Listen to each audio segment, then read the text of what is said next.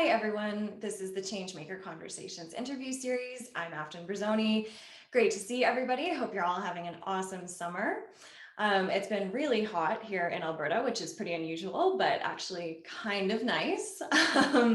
So I'm thrilled to be here today with my friend Kate Rayner. She's a digital marketing specialist based in Golden, BC. We're actually former colleagues, both dog lovers. She's just an all-around great person. So welcome, Kate, and thanks for being here. Thanks for having me. I'm excited to be here. So I'd love if we could just start off by, telling everybody a little bit about yourself and, your background and what you do.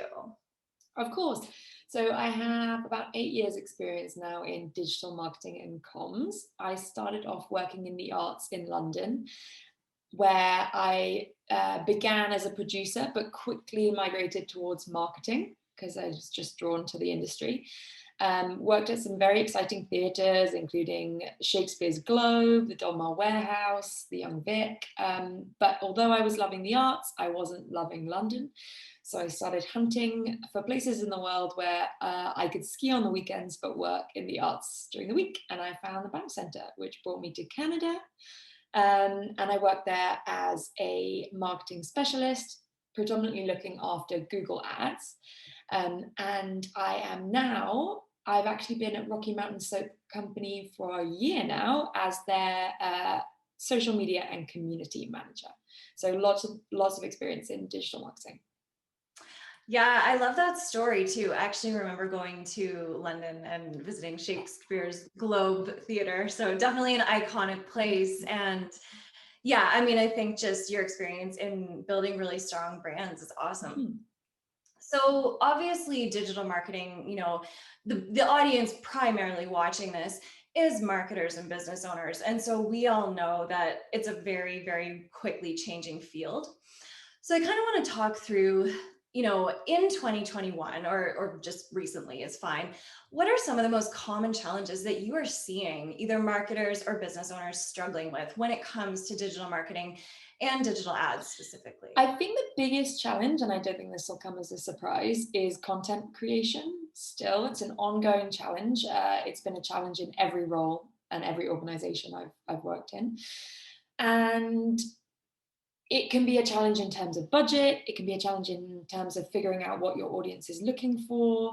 But a really nice trend that I think is helping with content creation at the moment is this move away from perfectionism.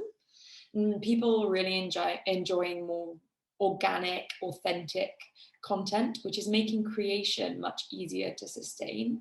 And platforms like Unsplash, where you can get lots of different images, or Canva, where you can design things really easily, are making content creation much easier, I think, but it continues to be an ongoing challenge.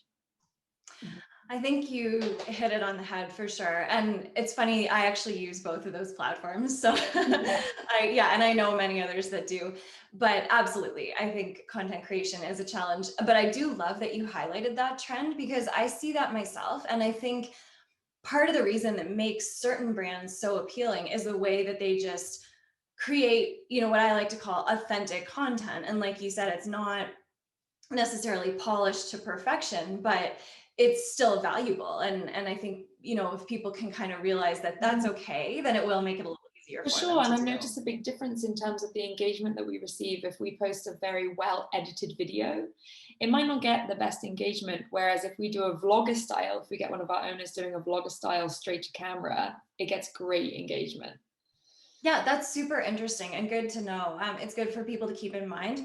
And I just want to mention anyone who's not familiar with Rocky Mountain Soap, definitely check them out. The founder, Karina, and obviously Kate will be able to speak more to this, she's a really established award-winning woman entrepreneur. And their company is doing some amazing things. So I think, lots of good advice on the topic of content creation.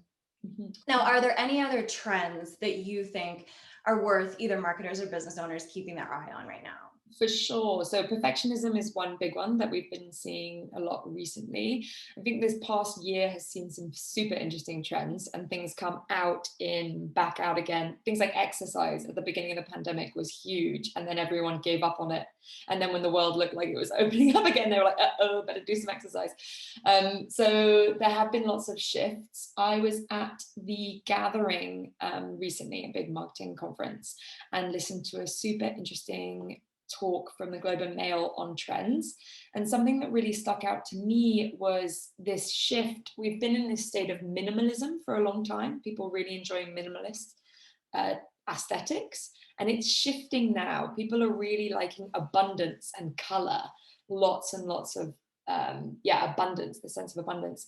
And I think that might be because we feel like we've been a bit deprived for a while. People making lots of links between the Great Depression and then the Roaring Twenties and expecting similar things to happen here, which also goes hand in hand with that sense of abundance. So those are the big ones that I've got my eye on at the moment. Mm-hmm. Yeah, that's super interesting. I feel like I've even seen that just in the way that marketers are kind of styling their videos, even with like colorful bars and just like I get what you mean. I actually do, now that I think about it, have felt like I've seen that shift away from sort of more minimalist design anyway in the marketing space. For sure. And we've noticed if we post, well, recently, if we post a picture of lots of product, it gets more engagement than if we post like one product. Right. And that used to be the go-to thing, like just literally one product, like very clean. Mm-hmm. Oh, that's super interesting. Very cool. So, okay, I mean, those are those are fun ones. Those are, I think, really good things for people to keep their eye on and leverage. Now, I want to switch gears and talk about something that for some people may not feel as fun, Google Ads. So that can seem daunting and complicated for, business owners, but also even marketers, like even myself, for example. So what tips would you have for people who want to get started with this tool and, use it without pulling their hair out? First and foremost, you can do it. It's so fine. Anyone can do it. I know it's daunting, but the thing to bear in mind to make it less daunting is remember that it changes so quickly. Like everything changes so quickly. So it's kind of a platform where experience doesn't really matter because the stuff that was happening 3 years ago doesn't exist anymore. So you can jump in anytime and you'll be at the same level as someone who's been doing it for a long time. And I would just advise you to head straight to Google, and you can get Google Ads certified. Just go straight to the certifications that you can get online, and they'll talk you through it. They're actually much harder than you might think, and they take a while, but it's relatively easy if you just have to dedicate the time to it, and you can do it. Mm-hmm. Okay, that's very reassuring. Thank you. Yeah, because I mean, at Scribe National, we're big believers in driving organic traffic through blogging, but obviously also completely understand the value of Google Ads. I've worked with partners in the industry before. Kate and I have actually worked together on projects before too. And so of course we know that you can always complement your organic strategy with paid ads. So now that everybody knows, it doesn't have to be super complicated. If there was one takeaway that you want people to know, I mean, either about digital advertising or even digital marketing on a broader scale that could help people grow their companies through these tactics, what would it be? It sounds super simple, but how is this advice, this post, this content providing value to the audience? Obviously, you need to know your audience super well, and that's a whole nother thing to go into, but how is it providing value? And it doesn't have to be a contest and you're giving someone a physical thing. It could just be a laugh. Like, is there something that's lightening someone's day that you're posting that day? Or is it a picture of a cute animal? It could be anything, but the content has to provide value to your audience. Otherwise it's pointless and a waste of resources. Could not agree more. I say that all the time. And I think, like you said, it sounds simple, but the thing is it's the truest thing. And yeah, I totally agree. Yeah. And I think we get so wrapped up in like, you've got to post this many times. And actually, if you're not providing value, then don't do it. Yeah, I mean, it's almost worse. It's like you'd rather kind of be quieter, but make each post that you do, really Totally. meaningful. So, yeah, great advice. Yeah, was there anything else that you wanted to share with people? Certainly want to end off with how people can get in touch with you. Yeah, any last No, thoughts? I think I'm all good. If people want to get in touch, LinkedIn is the best way to do it. Just reach out to me, Kate Rayner, you'll find me. Perfect. Well, thank you so much, Kate. It's always really nice reconnecting with you, and it was a pleasure to chat with you today. Absolute pleasure. Thanks for having me.